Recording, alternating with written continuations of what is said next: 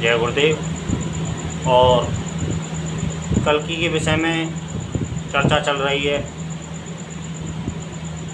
और कल्कि आएगा और कल की लीला प्रारंभ हो चुकी है। आरंभ होने के साथ साथ में बहुत सी चीज़ें उसके साथ में चल रही हैं जिनका ना व्यक्ति को ज्ञान है और ना व्यक्ति को समझ है। व्यक्ति कल्कि को देखना चाहते हैं और देखने का उनका अधिकार भी है, और जिन लोगों का सौभाग्य है उन्होंने सबसे पहले देख रखा है उसको, और देखने के साथ साथ में उनको ये पूर्व के कुछ संस्कार ऐसे होते हैं जिनके योग से यह चीज़ें प्राप्त होती हैं। जैसे हमें गुरु हमें संयोग से हमारी साधना के बल पर हमें प्राप्त होते हैं, जैसे हमें भगवान हमें साधना के बल पे प्राप्त होते हैं। जिस तरीके से हम जिस सुख को भोग रहे हैं वो हमें साधना कर्म के बल पे हमें प्राप्त होते हैं। तो बहुत सी चीज़ें ऐसी होती हैं जो साधना के बल पर और तपस्या के बल पर हमें प्राप्त होती हैं। साधना एक जन्म की नहीं होती है, साधना कई जन्मों की होती है, और जन्म जन्म की साधना होती है। जैसे मुचकुंद ऋषि को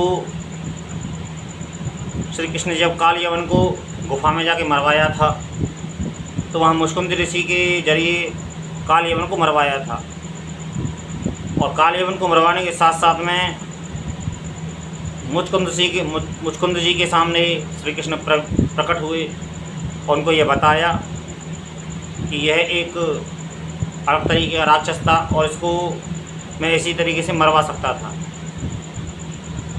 तो कल्कि हमारे बीच में मौजूद है, लेकिन मैं देखो मेरी वीडियो को पूरा सुनना, लाइक भले ही मत करना, आप लाइक मत करना, सब्सक्राइब मत करना, कुछ मत करना। मुझे इन चीज़ों की दरकार मुझे रही भी नहीं है, और ना ही मुझे इन चीज़ों की कोई जिज्ञासा है। जो जिसको यदि अच्छा लगेगा तो वो लाइक करेगा, सब्सक्राइब करेगा, कोई करे या ना करे मुझे इन बातों से फ़र्क नहीं पड़ता है। अब मैं अलग तरीके से चल रहा हूँ अपनी साधना पथ पे, और मुझे अलग तरीके का मैं व्यक्ति हूँ। सबसे पहले तो मैं मनमौजी व्यक्ति हूँ और अपने तरीके से मैं काम करना पसंद करता हूँ। मुझे किसी के बंधन में रहना पसंद नहीं है, लेकिन साधना के अंतर्गत हम यदि साधना करते हैं तो हमें बहुत सी चीज़ों का निषेध करना पड़ता है। बहुत सी चीज़ों की वर्जित चीज़ें होती हैं जिनको वर्जना बोलते हैं, लेकिन मोटी मोटी भाषा में जो हर कोई व्यक्ति समझ ले उनको वर्जित बोलते हैं, लेकिन शास्त्रीय भाषा में वर्जना बोलते हैं उसको। तो कल की लीला प्रारंभ हो चुकी है और कुछ लोग देखना चाहते हैं, जिज्ञासा है, और जिज्ञासा होने के साथ साथ में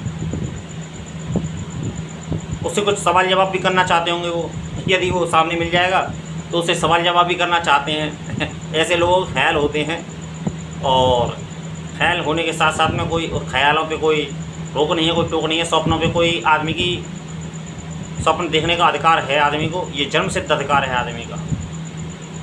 लेकिन कल की लीला आरंभ हो चुकी है, लेकिन मैं तुम्हें इस खंड में मैं तुम्हें कुछ जानकारी देना चाहता हूँ। मूलभूत जो व्यक्तिगत जानकारी हैं, अनुभव से सिद्ध की गई जानकारियाँ हैं। व्यक्ति के पास में टाइम भी बहुत कम है और व्यक्ति जानता ही बहुत ज़्यादा है। तो ना तो मुझे उसका खेद है और ना ही मुझे कोई विशेष लाभ है कि आपकी लाभ है, आपको लाभ है और आपकी कमजोरी है। यदि अधिक जानते हैं तो आपकी कमजोरी है, और आपको उससे कुछ लाभ हो रहा है तो वो आपका लाभ है।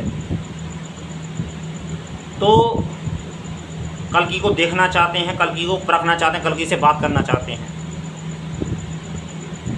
लेकिन जिनका जो सौभाग्य है, जिनका जो उसको जानते हैं और जो उसको पहचानते हैं, ये उनका सौभाग्य सबसे पहला है। पहली बात तो मैं तुम्हें कल्कि की मैं चर्चा चल रही है और कल्कि की ही चर्चा करूँगा वर्तमान में। अब देखते हैं कब तक ये चर्चा चलती है, ये समय ही बताएगा, क्योंकि भविष्य के गणना करना और भविष्य को उद्घोष करना, भविष्य के विषय में बताना, ये अपराध होता है।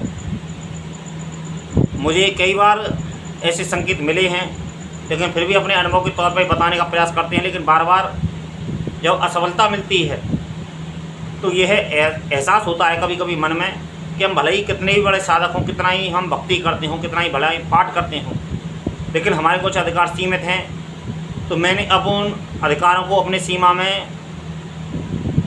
प्रयास कर रहा हूँ कि मैं उन सीमाओं को अपनी अधिकार की सीमा रेखा में ही रहूँ, क्योंकि मैं भले ही अपने गुरुदेव की भक्ति करता हूँ, भले ही मैं भगवान की भक्ति करता हूँ, लेकिन इससे यह सिद्ध नहीं हो जाता कि मैं बहुत बड़ा हो गया हूँ। तो ये हमारा सौभाग्य है, और सौभाग्य होने के साथ साथ में हमें उसका दर्शन प्राप्त है और चर्चाएं होती हैं, बातें होती हैं। ये बड़े सौभाग्य की बात है मेरे लिए। लेकिन फिर भी एक बात तय होती है कि हम दर्शन भी कर लें तो हमारे लिए साधना जरूरी हो जाती है। वो एक अलग प्राणी है, मैं एक अलग प्राणी हूँ। मैं मानव हूँ, वो महामानव है, लेकिन दिखता मानव ही जैसा है। लेकिन उसमें एक चीज़ और देखी गई कि ना तो उसमें कोई ऐसी विशेषता है जिससे कि वो कल की नज़र आए, और ना ही उसमें ऐसा कोई विशेषपन है जिससे कि वो अलग नज़र आवे। लेकिन लोगों की कल्पना तो यही है कि कल की होगा, उसके पास में घोड़ा होगा, उसके पास में तलवार होगी। कल्पना तो यहीं तक सीमित है लोगों की। लेकिन अब मैं तो उसे इस कल्कि की चर्चा चल रही है तो मैं तुम्हें कल्कि का पूरा ज्ञान भी दूंगा और पूरा उपदेश भी दूंगा, और केवल मैं जो सूक्ष्म जानकारी है, जो अंतिम जानकारी है, मैं उसको केवल छुपा लूँगा और सारी चीज़ें बता दूंगा आप लोगों को।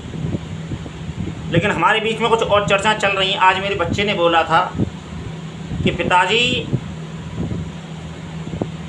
आने वाले वर्षों में, आने वाले वक्त में 10 साल की बच्ची गर्भ धारण करेगी और बच्चे को जन्म देगी।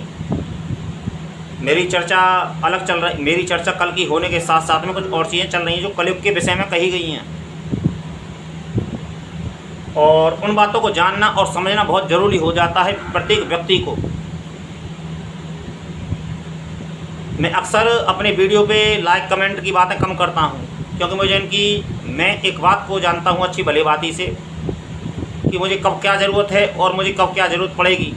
तो इसकी पूर्ति मेरी परमात्मा करेगा, व्यक्ति पूर्ति नहीं करेगा। लेकिन अपना एक समाज में एक दर्जा होता है, अपना एक अधिकार होता है, और समाज को हम एक दूसरे के जरिए चलते हैं हम। और जब मुझे जो आवश्यकता होगी वो मुझे मेरे गुरुदेव की तरफ से मुझे प्राप्त हो जाएगा। जितनी मेरी आवश्यकता है उतना मुझे प्राप्त हो जाएगा, और जितना मेरा अधिकार है, जितना मेरा कर्म है। कि पिताजी अगले आने वाले समय में 10 साल का बच्चा गर्भ धारण करेगा, और गर्भ धारण करने के साथ साथ में वो माँ भी बन जाएगी। और उसके बाद में बहुत सी चीज़ें, मैंने भी वो वीडियो देखे हैं, लेकिन मैं उन पर कभी इतना गौर करता नहीं। लेकिन आज मेरे बच्चे ने कहा ये बात, तो मैं सोचने पे मजबूर हो गया इस बात को कि आज तो कुछ ना कुछ होना ही बनता ही है, और कुछ ना कुछ अलग बोलना ही चाहिए। कल्कि की तो चर्चा चल ही रही है कि 10 साल की बच्ची गर्भ धारण करेगी और आने वाले समय में ऐसा ऐसा होगा, और अभी घोर कलयुग आएगा। और ऐसी भी मैंने कथाएं सुनी हैं कि चने के पेड़ के नीचे आदमी बैठेगा। तो पहली बात तो चने का पेड़ होता ही नहीं है, क्योंकि चने का पौधा होता है। अभी तक हमारे बीच में चने का पौधा मौजूद है और चने का पेड़ भी मौजूद है। मध्य प्रदेश में कहीं पर है, इतना यूट्यूब पर तुम्हें मिल जाएगा, खोजबीन करोगे तो मिल जाएगा यूट्यूब पर, पेड़ भी मिल जाएगा चने का। और शायद आज भी उस पर फल आते हैं, शायद पक्के तौर पर, क्योंकि जब तक मैंने देखा था तब तो फल आते थे, जब मैंने वो वीडियो देखा था। और भी बहुत सी बातें हमारे बीच में, अभी 2011 में कि प्रलय आएगी, और उस समय प्रलय की बात थी। तो उसके बाद में शायद 2013 की बात है, जब केदारनाथ में एक महाकाल की तरफ से प्रलय आई थी, तो वो केवल केदारनाथ में ही आई थी और दुनिया नष्ट हो जाएगी 2012 में। ऐसी बहुत सी बातें चीज़ें चली थी और ऐसी चीज़ें दुनिया में चलती रहती हैं कि एलियन आएंगे। अभी कुछ समय पहले ये भी चला था कि एलियन आएंगे और ये दुनिया को नष्ट हो जाएगी, और भी बहुत सी बातें चलती रहती हैं। तो बहुत से लोग यकीन कर लेते हैं इन बातों पर, लेकिन जो प्रत्यक्ष है वही प्रमाण है। हर आदमी इस बात को, हर संसारिक व्यक्ति इस बात को मान लेगा और हर ज्ञानी व्यक्ति मान लेगा इस बात को कि जो प्रत्यक्ष में दिख रहा है वही प्रमाण है। उससे आगे पीछे जो भी है वो कल्पना है, कहानी है। लेकिन चने के पेड़ के नीचे आदमी बैठेगा तो मैं ऐसा नहीं मानता हूँ। आने वाले समय में 10 साल की बच्ची गर्भ धारण कर ले, एक आध बच्ची हो सकती है, 2-4 बच्ची हो सकती हैं, 10-5 बच्ची हो सकती हैं, लेकिन पूरे संसार में यह नियम फैल जाए, मैं इस बात को मान नहीं सकता हूँ। माना कि कलयुग है, मैं मानता हूँ इस बात को कि कलयुग है, लेकिन शास्त्र यह भी कहता है कि कलयुग नाम आधारा और हरि हरि जप मंत्र जप उतर ही पारा, यह भी तो कहता है।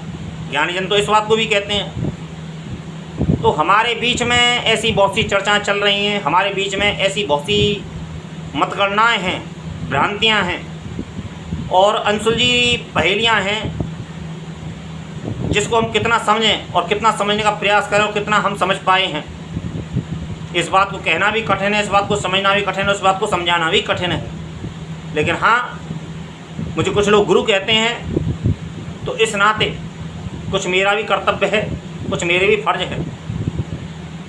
और उससे पहले मैं समाज का एक नागरिक हूँ और भारतीय हूँ, तो सबसे पहले मेरे अपने भारत के समाज का सही संदेश पहुँचे, और सही संदेश पहुँचने के साथ साथ में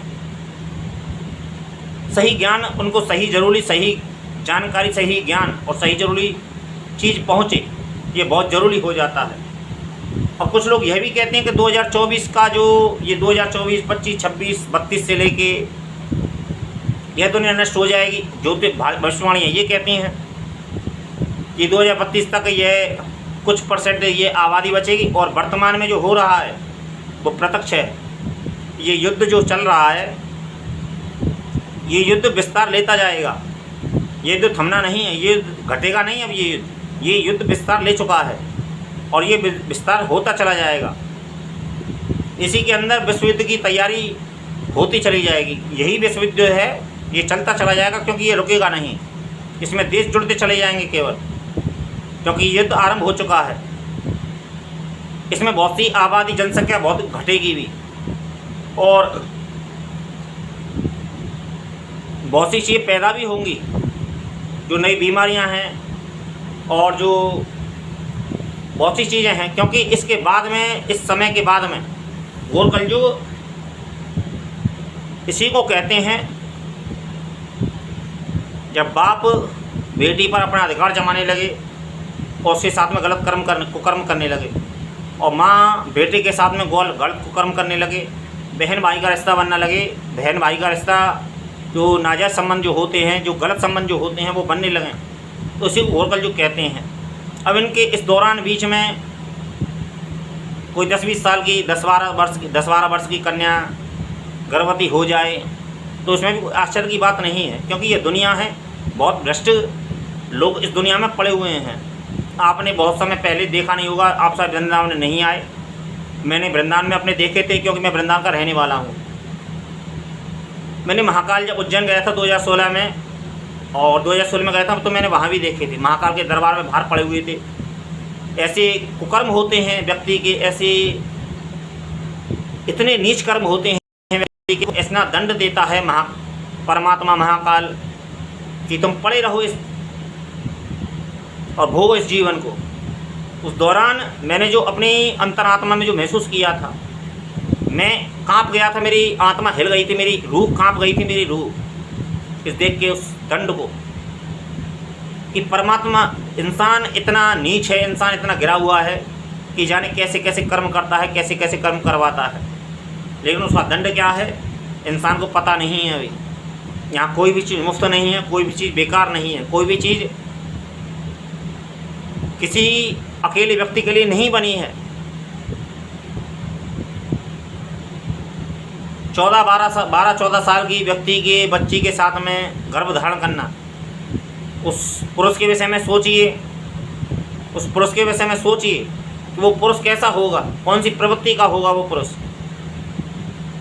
लेकिन इस दुनिया में बहुत सी बातें चलती हैं, लेकिन ऐसा हो जाए तो ये ताज्जुब की बात नहीं है और असंभव कार्य नहीं है ये, क्योंकि ये संसार है। 4-4, 5-5 साल की बच्चियों के साथ में दुष्कर्म करते हैं। ऐसे पुरुष, नीच पुरुष कहें इनको, सुगर कहें, गधा कहें, कुत्ता कहें, क्या कहें इनको, लेकिन ये दुनिया है। लेकिन मेरी बच्ची ने आज कही इस बात को, मेरी बच्ची ने मुझसे कहा, तो एक बार को तो मैंने उस बच्ची से भी, अपनी बच्ची से भी कहा कि ना तो ये बेकार की चीज़ें हैं और इन बातों पे ज़्यादा गौर मत किया करो, क्योंकि बेकार के अपना समय बर्बाद करना, अपनी बुद्धि विवेक बर्बाद करना है इन बातों के पीछे। एक आध बच्ची का होना एक अलग चीज़ होती है, 10-20 बच्ची की एक साथ में हो जाती है तो एक अलग बात होती है, लेकिन पूरे संसार के साथ में ऐसा नियम हो लागू हो, ऐसा नहीं हो सकता है। यदि कहीं से ये बात उठी है तो कुछ % सत्य भी होगी, मैं यह भी मानता हूँ। कहीं ना कहीं मुझे वो ना तो ग्रंथ प्राप्त है, ना मुझे वो जानकारी प्राप्त है। मैंने केवल YouTube पर ही ये चीज़ें सुनी हैं और मैंने लोगों के मुंह से ही ये चीज़ें समझी हैं। मैं अपने ग्रंथों का अध्ययन कर रहा हूँ और उनके साथ साथ में, ग्रंथों का अध्ययन करने के साथ साथ में जो सही जानकारी है उसके साथ में चिंतन करने के साथ साथ में सद्गुरु की कृपा से, मैं सबसे बड़ी बात बता दूं कि सद्गुरु के बिना गति संभव नहीं है। सद्गुरु की कृपा इतनी महत्वपूर्ण होती है, इतनी लाजवाब होती है, इतनी दुर्गम होती है और इतनी साधारण होती है और इतनी सरल